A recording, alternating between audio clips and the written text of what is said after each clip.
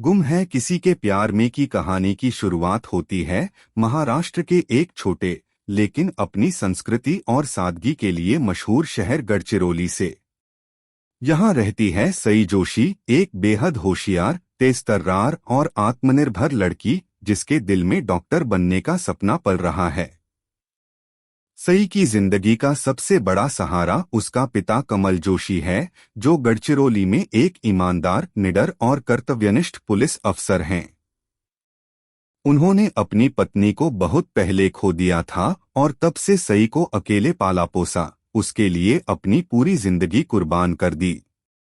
दूसरी ओर कहानी का दूसरा मुख्य किरदार है विराट चौहान, एक सच्चा, कर्तव्यनिष्ठ और भावुक पुलिस अफसर जिसे हाल ही में नक्सल प्रभावित इलाके में पोस्ट किया गया है।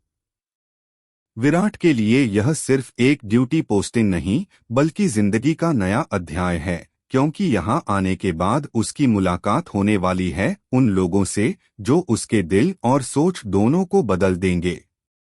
विराट की मुलाकात गढ़चिरौली में सई और कमल सर से होती है।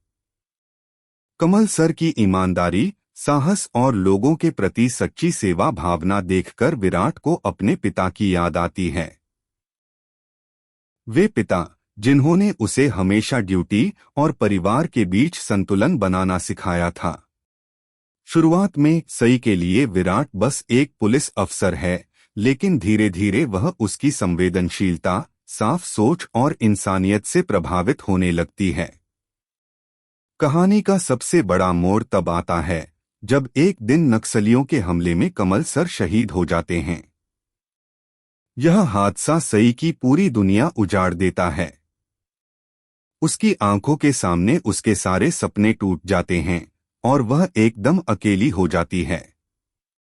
उसके जीवन में यह ऐसा दर्द है जिसे शब्दों में बयां करना मुश्किल है। यहीं पर विराट एक जिम्मेदार अफसर के साथ साथ एक सच्चे इंसान की तरह सई के जीवन में खड़ा होता है। कमल सर के आखिरी शब्द मेरी बेटी का ख्याल रखना विराट के दिल में गूंजते रहते हैं।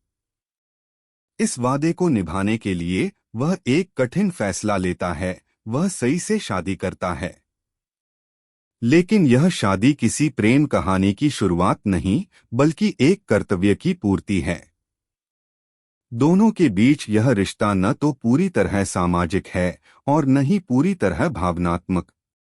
सई इसे एक एहसान और जिम्मेदारी समझती है, जबकि विराट के लिए भी ड्यूटी इस रिश्ते से ऊपर है। फिर भी इस अनकहे रिश्ते में एक खास बात है, प्यार भले ही न हो लेकिन एक दूसरे की परवाह है, अपनापन भले न हो लेकिन विश्वास है।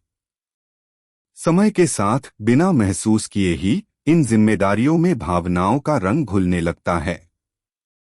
यहीं से शुरू होती है एक ऐसी कहानी जिसमें दिल की दूरी और जिम्मेदारी के बीच धीरे धीरे मोहब्बत अपना रास्ता बनाने लगती है। अगर आप जानना चाहते हैं कि जब सई पहली बार चौहान निवास पहुंचती है तो वहां का माहौल और लोग उसके लिए कैसी मुश्किलें खड़ी करते हैं, तो हमारे साथ अगले पार्ट में जुड़े रहिए।